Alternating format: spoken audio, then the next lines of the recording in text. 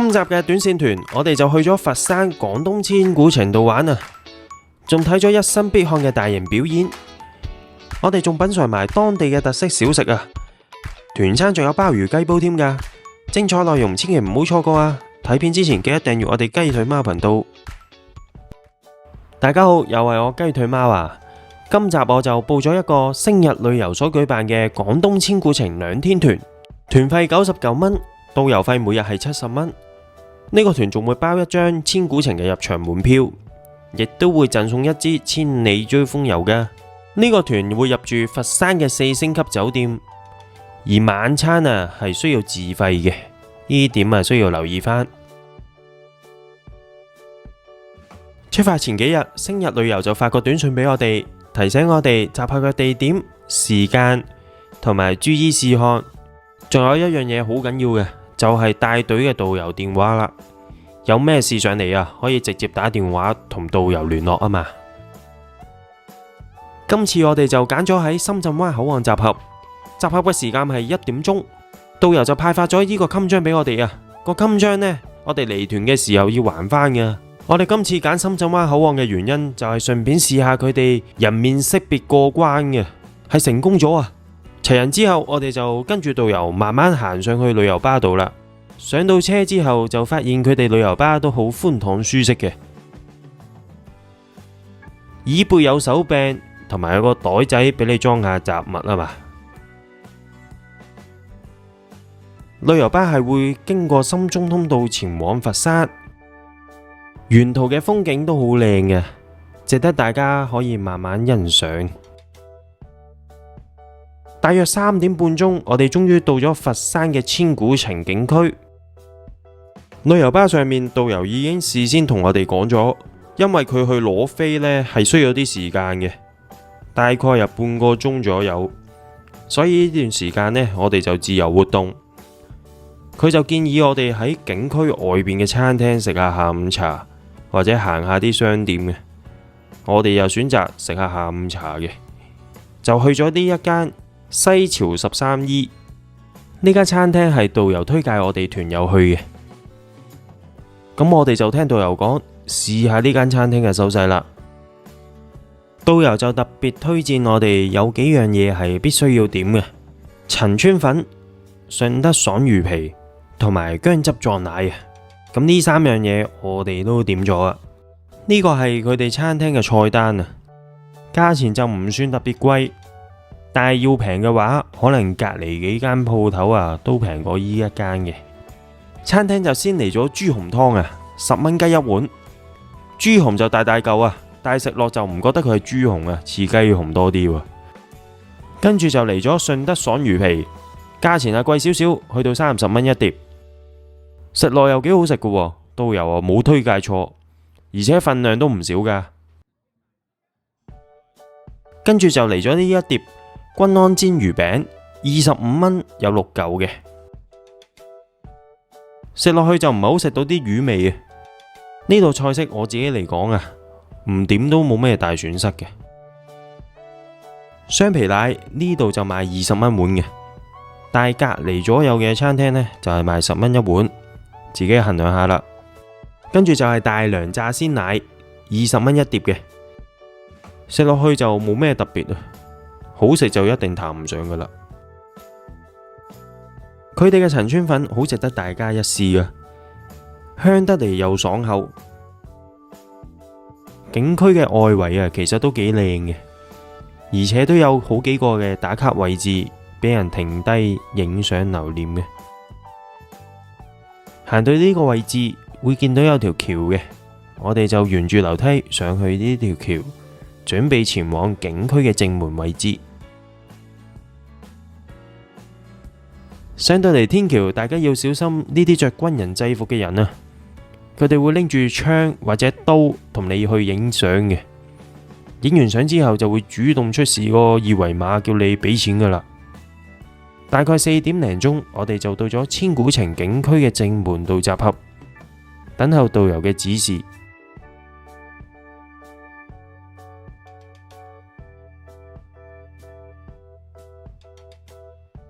因為景區嘅門口人數眾多嘅關係啊，所以大家一定要認實個旗仔。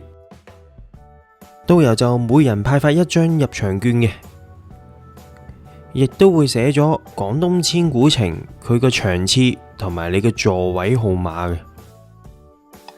第幾組？7組3個人，仲未齊啊？佢都唔知去咗邊，我哋都唔見佢。講咗44點10分集合嘅喎。唔係啊，我哋入去先，你俾咗佢哋，要揾人喺出邊等埋去，然後你哋自己入去咯，咪得咯。唔可以要統一入，要守時㗎，係啊，佢呢度一定要統一入嘅。佢哋幾個入咗去？哦，嚟啦。要統一入去喎，唔好。嗱，咁咧未到咧，就等佢哋慢慢等，咁我哋繼續喺呢度啊。喺邊度啊？超咗時間啦喎！幾時間呢人？超咗6分鐘咯，喺邊度？唔好計等佢咯。我講得好清楚啦，我話4點10分一定要準時，一定要準時啊！咁樣唔得㗎，咁樣唔得㗎喎，冇可能㗎。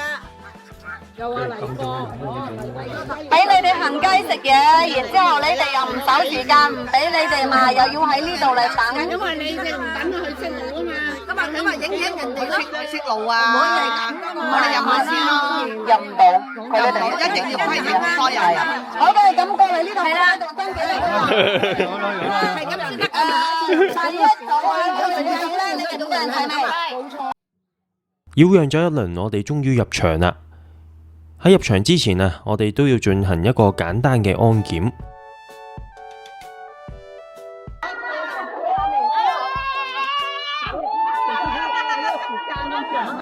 我哋睇完8點鐘嘅表演，我哋係會喺裏頭帶大家統一喺呢邊出嚟，所以唔使大家自己去揾路揾車，好唔好啊？入邊有好多隻味道㗎。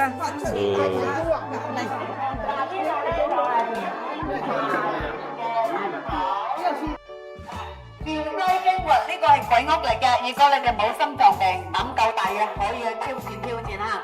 就係呢個苗齋經鬼屋。呢間鬼屋叫做苗齋驚魂，我就入咗去玩啦。其實就好悶嘅，大家可以慳翻啲時間。咁呢度都有啲指示牌話俾你聽邊度打邊度嘅，亦都有個節目時間表。呢個節目時間表都會列明啊每個節目嘅名稱、時間同埋節目舉辦嘅地點，咁啊方便到大家嚟緊個節目喺邊度舉行啦。我而家身處位置叫做風情街，咁呢條街呢，就有間叫做風情餐廳，同埋有間換裝館嘅。咁裝修特色啊，都充滿異域風情嘅。好快我哋就嚟到穿越街啦。穿越街呢，係成個千古情裏邊最具代表性嘅一條街。呢條街呢，係充滿復古設計嘅招牌裝修嘅，所以都吸引到唔少人停低影相留念嘅。順帶一提啦，其實景區裏邊呢都有唔少嘅餐廳，不過我就唔建議大家喺度食嘢，原因都好簡單，貴得嚟又唔係好食，何必要喺度食呢？呢條穿越街啊，去到夜晚時分，佢哋嘅招牌都會着燈嘅，更加之靚㗎。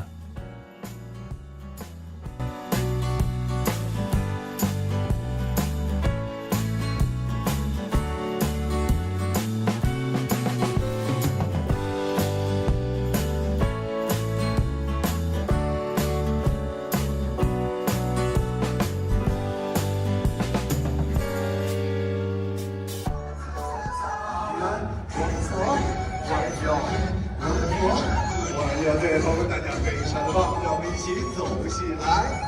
来了，也再一次邀请咱们这边还有没有看线的游客伙伴，我们的活动啊，要的不仅仅是观众，要的是大家积极参与参与配合，而且大家跟随我们的阿妹们一起走起来，一起跳起来，一起乐起来。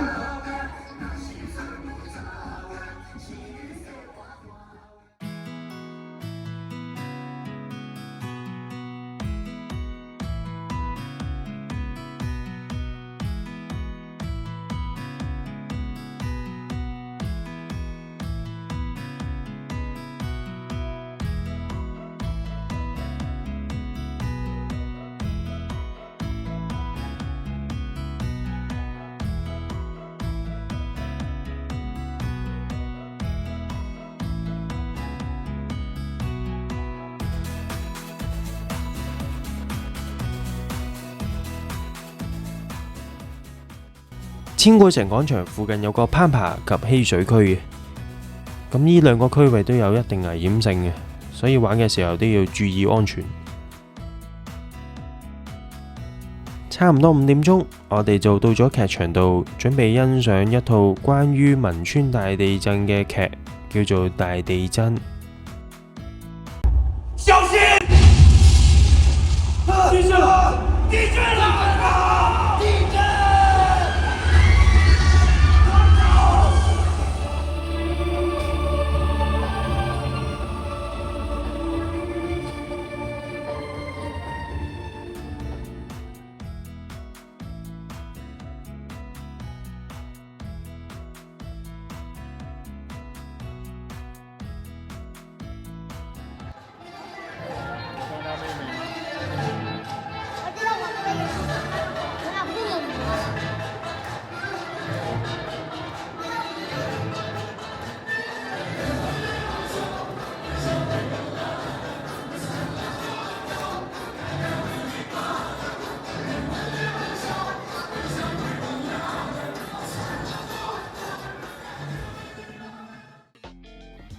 差唔多到7點鐘，我哋又返返嚟千古情劇場，準備欣賞重頭戲《廣東千古情》。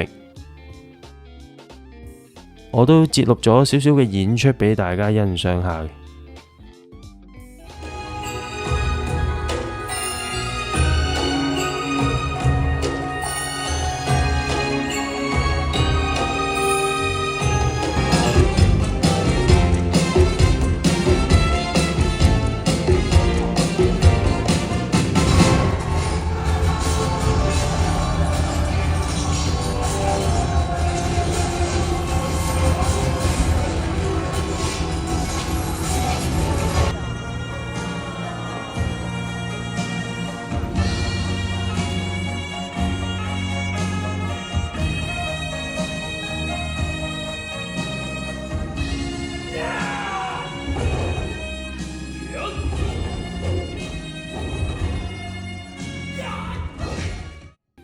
欣賞完廣東千古情之後，我哋陸續離開，準備去食晚飯。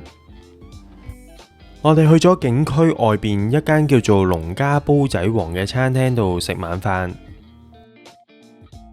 我哋就點咗招牌水魚雞煲，價錢就168蚊。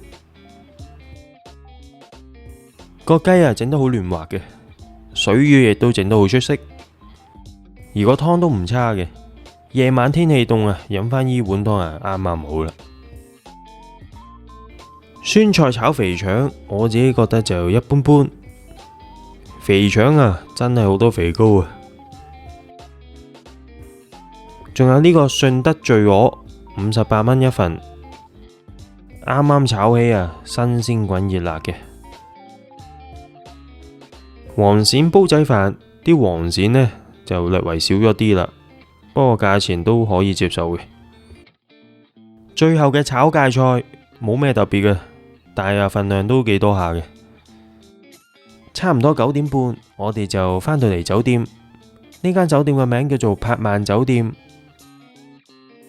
我哋返到嚟嘅時候，導遊就派發埋房卡俾我哋。我哋今次係入住9樓嘅，同時亦都有個早餐券俾我哋第二朝食早餐嘅時候用嘅。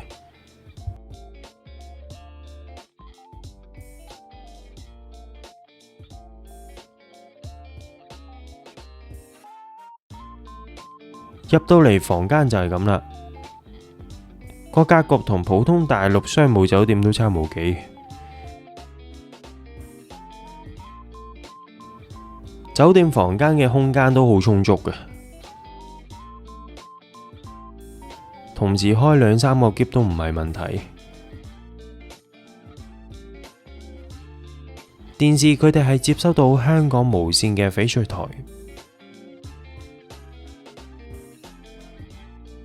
迷你吧就擺咗2支嘅東鵬飲用水，仲有個熱水壺同埋茶包嘅。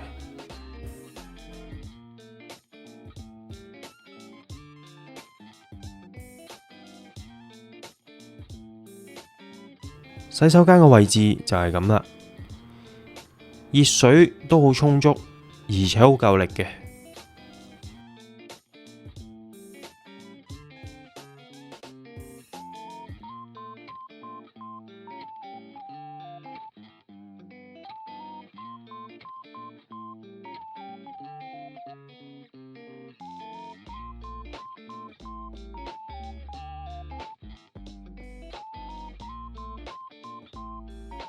夜晚10點零鐘啊，我就叫咗美團外賣啊。好快呢，酒店嘅機械人啊就送到嚟門口位置啦。只要我熒幕撳一撳個掣啊，就會打開呢個門口，可以攞返我嘅外賣啦。再撳多下掣，佢就會離開。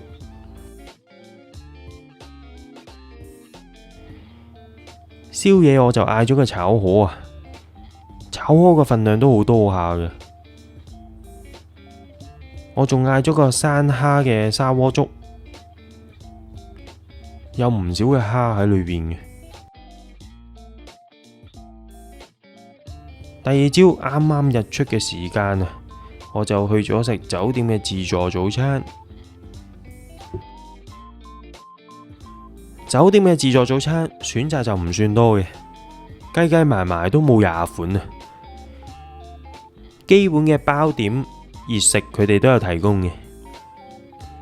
咁熱食方面啊，蒸粟米啊、烚蛋啊、炒飯啊都有嘅。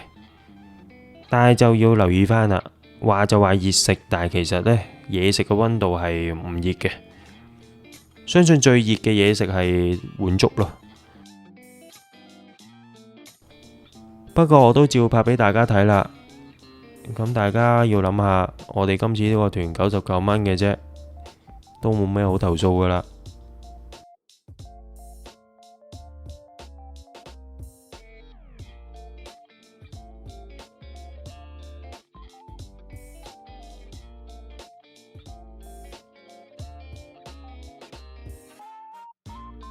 99蚊一個人住宿都唔夠，唔好講門飛先。我哋尋日出嗰個門飛團隊價198蚊一個人，198蚊自己去買幾錢啊？238啊，238。佢呢個呢，而且呢點解會俾到198俾我哋公司呢？係因為我哋公司呢同佢哋簽咗合約，1個月或者邊一個季度放幾多團友喺我呢度，先有198呢個價錢。所以呢，你哋小費2日係咪140啊？啊，冇錯。你哋今日中午嗰個餐係60蚊嘅餐標，部車嘅車租1日就要2000蚊，2000蚊係2日呢就4000蚊，路期費要幾百蚊。呢條數阿妹眼睛呢，老闆你頭一叉手指一計就知道幾錢㗎啦。所以呢，大家都互相理解包容咯。差唔多10點半鐘，我哋就到咗紅博城啊，去一間叫做達仁堂嘅地方，準備去聽書。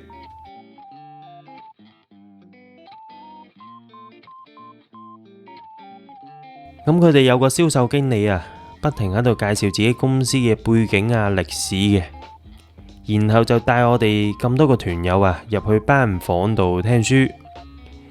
咁呢課書啊，聽咗個零鐘啦，都係不停講解佢哋個產品嘅功效啊，有幾犀利啊咁樣啦。到最後都係叫我哋買嘢嘅。咁當然我哋忍住唔買就可以啦。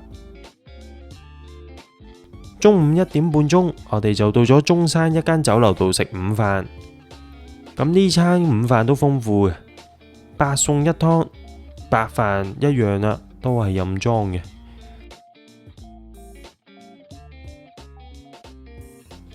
鮑魚雞煲其實係今餐嘅主角嚟嘅，個鮑魚都幾好食嘅，估你唔到咧。仲有魚香茄子啊！餸飯係一流啊！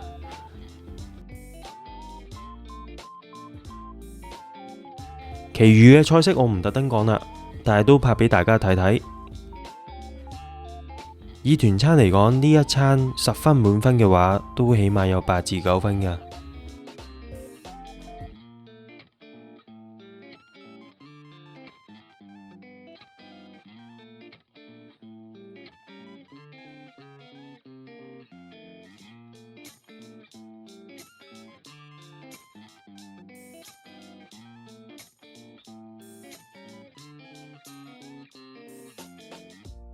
食完飯大約2點半鐘，我哋就喺附近嘅沃爾瑪自由活動啊。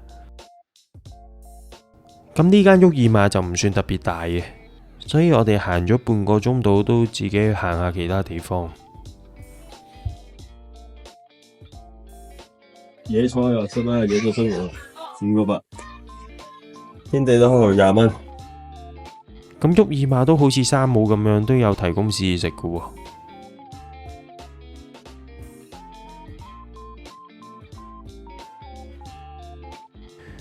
最後我就買咗少少嘢食返香港嘅。大約3點9，我哋就離開沃爾瑪，準備返去深圳。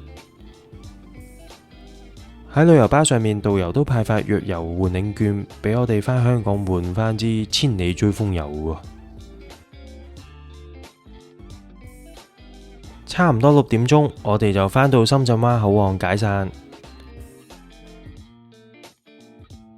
最後就想講返今次短線團嘅費用，每人嘅團費99蚊，導遊費每日係70蚊嘅，2日加埋就係140蚊，而餐廳自費每人平均大約50蚊，加埋嘅費用每人總共呢係289蚊。最後就想講返今次廣東千古情2天團嘅體驗，咁呢個團其實真係好抵嘅，包咗廣東千古情嘅入場券，亦都包咗佛山嘅住宿。不過呢個團最唔好嘅地方就係要聽書，如果大家唔想聽書嘅話，建議大家就報其他廣東千古情嘅旅行團。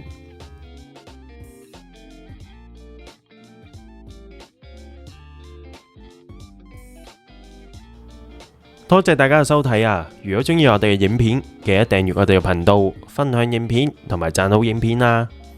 如果對我哋嘅頻道有任何意見，歡迎大家喺留言區留言噶。我哋下一集再見啦，拜拜。